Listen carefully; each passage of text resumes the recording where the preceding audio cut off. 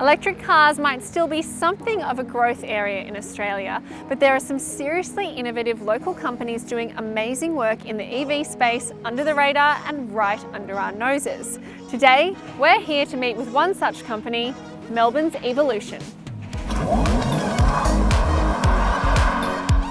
Evolution is a 5-person team based in Melbourne's Clayton South. It began its life in 2015 as an EV charging infrastructure specialist, but started converting classic internal combustion engine cars into electric cars in 2019. And since then, business has been booming. So we're going to head inside to meet the team, get an idea of what the conversion process entails, find out what customers can expect, and get a sneak peek at some of their most exciting projects. Come with me. I'm Rustin from Evolution. I'm director. Hi, I'm Emma. I'm director of the Electric Car Cafe. It's the workshop at Evolution Australia, and we convert classic and specialist vehicles. Well, 2015, and it was an Audi A3, which was my own personal car. So it's 6 so far, with another 7 in progress at the moment. Generally speaking, it's anything that's cool. That's pretty much. It's the prerequisite. Yeah, is it cool? And those that will watching this and will probably have in their own mind what cool is. But essentially, if it's cool, then yes, we'll convert it because you're essentially not over-capitalising on the vehicle. If it's relatively modern and dare I say it, soulless, then possibly not, because at the end of the conversion process, the vehicle won't be worth what's been spent on it, essentially. The vehicles working at the moment are all cool, but essentially series Land Rovers, Range Rover Classics, Holden EJ we're on with at the moment, obviously the DeLorean, and also Toyota Land Cruiser, which is in progress too. We've also got a Subaru Brumby that will be coming to us in July, which it's going to be really interesting. It's not the type of vehicle that I would have ever picked we'd be converting, but when you look into the history of the Brumby, it's actually quite an iconic little Aussie car. And then there's an MG in the mix there as well for later in the year. This is Blossom. Blossom is a graduate electronics engineer at Evolution. Blossom, a lot of people are going to recognise the car we're standing next to. Can you tell me what it is? Of course. So this is our new client's car. This is the DeLorean. So we have it in for converting it from petrol to electric. And then if you come over here, we have the petrol drive unit over here, which is going to be replaced with the electric drive unit. And we have the Tesla drive unit, which will be going into that place. And we want to keep the design as original as possible. So wherever where the fuel tank intake is, that's where we're going to place the charge point. And then with the brakes and suspension, we want to make sure that the additional weight that we're adding with the batteries and the drive unit, we want to make sure that it's compatible and it can take, because right now it's designed for this car with the petrol unit, so that's all good. So we have to calibrate it for our new electric unit. And this is where we are at the design stage right now. So from there on, we'll work on with the further process of what needs to be done. And how much longer do you think it will take to get this car to where it needs to be? So we're giving an approximate 2 to 3 months to get it nice and smooth from A to B point. So I think that's where we'll be. Fantastic. So people should keep an eye out for this on the streets of Melbourne. Our customer is very much interested to give everybody a ride in it.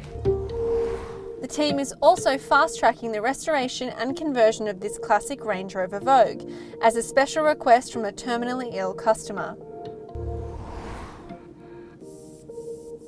We've worked up a really good process where when people first come to us, the first point of contact is me, and I lay out for them exactly how we work, and I give them some indicative prices, because that's obviously always the first question. What range can I get? How much will that cost? And so the first thing we do is we sit down with the client, and either face-to-face or virtually, and we actually work through an engineering plan. So the engineering plan, depending on how many questions come up, it can be a 5 or 6 meeting process. So that can often take, up to a month to actually bed everything down and make sure everybody's happy with what the high-level design will be. But from there, it's around a 3 to 4 month process from go to woe. Typically 150 is the minimum, 150 to 200, that kind of thing, up to about the 500 mark. But then we can augment with DC fast charging too. So that means that the customer may not have as big a battery as they would expect, but the charging time's a lot less. So that means they can go on a road trip of sorts. People always come in with, I want 1,000 kilometres. And then when we say, well, tell us what you do on a daily basis, and actually they need 34 kilometres. And so that's where we always start, and we work down from there. But it's also, I mean, that process, the engineering plan process, is about letting the client get to know us as well. So it's making sure they're comfortable with us and vice versa, that we know we can all work together well. And we end up setting up WhatsApp chats with all the clients, and we can flick them through little photos of what's happening. So it becomes a bit of a beautiful friendship. We currently have projects in hand ranging from about $65,000 up to about $120,000, and the range, the battery capacity that we're putting in really dictates the cost.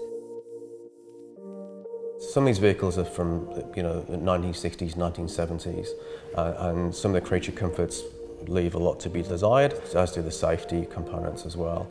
So we typically slipstream such things as proximity locks into the vehicle. So as in any modern vehicle, Toyota Corolla, you can typically just walk up to it, put your hand on the handle and walk in. That's what we do with a lot of these vehicles as well. And similarly, we typically upgrade the suspension and brakes. And one of the cars we're actually introducing ABS when it never had ABS previously at all.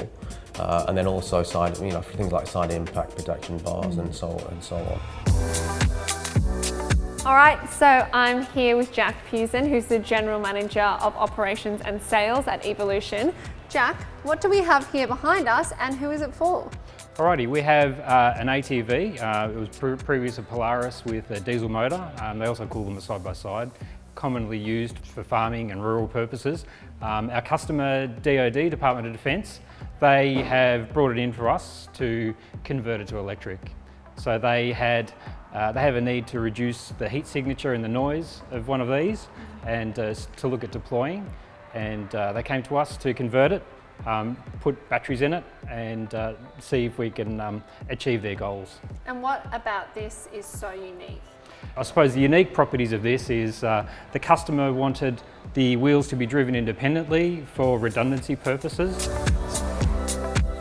So we're a bit further back in the workshop now, and we've got a Tesla here that's seen better days. How did this one come into your care? We keep an eye out for Teslas and crashed cars. We've got a broken leaf outside as well.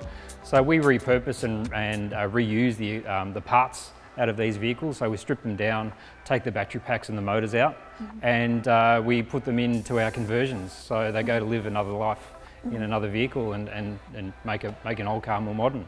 This isn't sourced from any car, but this is an AC motor, a Hyperline motor that we put in a lot of our conversions, such as the Range Rovers, Land Rovers and Land Cruisers, etc.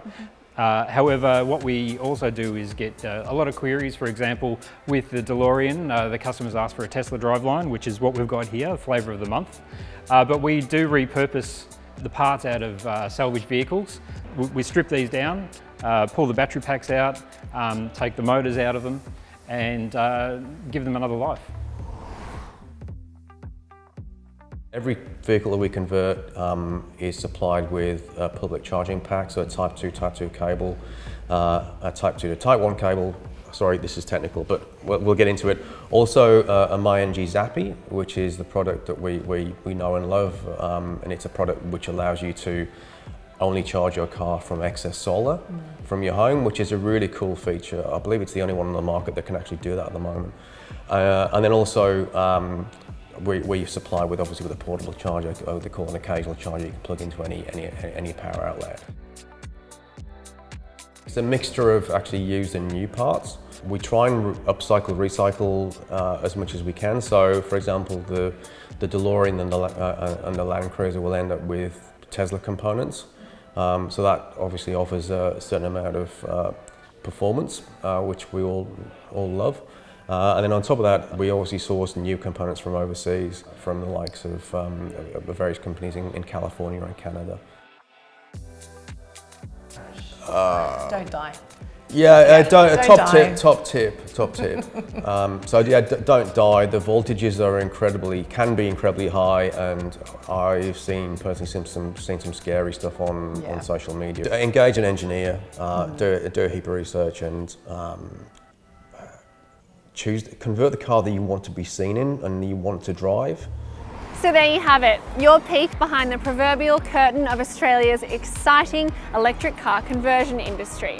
If you're interested in converting your own car, head to the Evolution website, and in case you weren't paying attention, maybe don't try this at home.